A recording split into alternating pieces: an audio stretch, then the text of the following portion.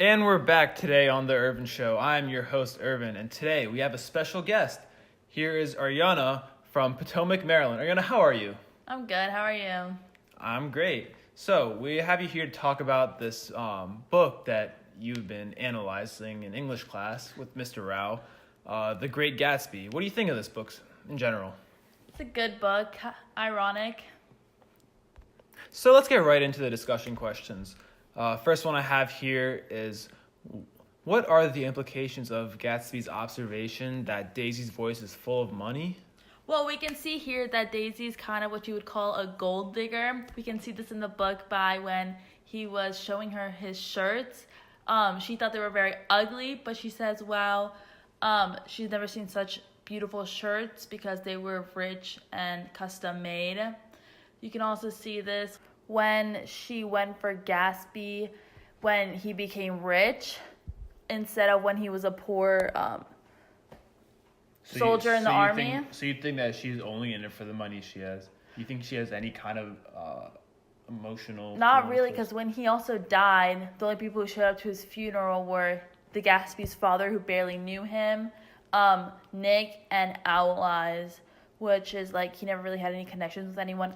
Daisy just kind of left with Tom and her kid. Truly is sad, isn't it? Yes, it is. That's great. So our second question here it's about symbolism. So we want to know, what do you think is the symbolism of the green light that appears throughout the novel at the end of the doc? I believe that is kind of the Great Gatsby's. He feels like he's very close to Daisy, and that's the goal he wants to reach. This is like one thing he truly wants, and he constantly reaches towards it. But little does he know, Daisy's in his past, and he already lost her a long time ago. Thank you, Rihanna. That's very insightful. We have another symbolism question here.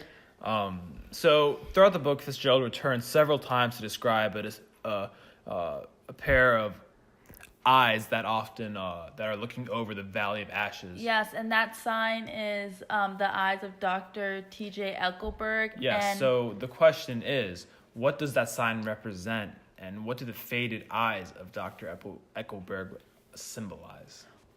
The eyes represent God as like angry, and it's faded because this God is kind of given up on these people because there's not much working, and now it's considered the Valley of Ashes. All right, that's great, Ariana. So we're going to cut to a quick commercial break, and we'll be right back. And we're back on The Irvin Show. I am your host, Irvin, and we are almost done with our interview with our special guest today, Ariana. Thank you so much for having me. Yes. Thank you. May I please have a water, though? Yeah, here you go. All right, let's get on to the next question. This is about the historical context of the story. So the 1920s was the decade of the flapper, a young woman who exercised unprecedented freedom. To you, do you feel as if Jordan Baker is a flapper?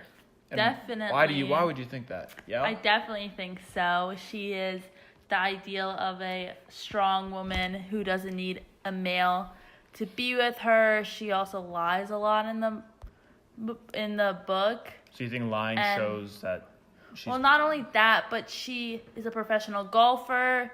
There's no context of a husband or a male figure in her life. She goes to parties. She wears short dresses. She's just this ideal of a strong, independent woman that was expressed as flappers expressed. Yes, I totally agree with that. All right. There's a few more questions left. This one will get into comparisons. Question is, compare and contrast Gatsby's social class with that of Tom and Daisy Buchanan. How does geography contribute to the definition of social class in The Great Gatsby?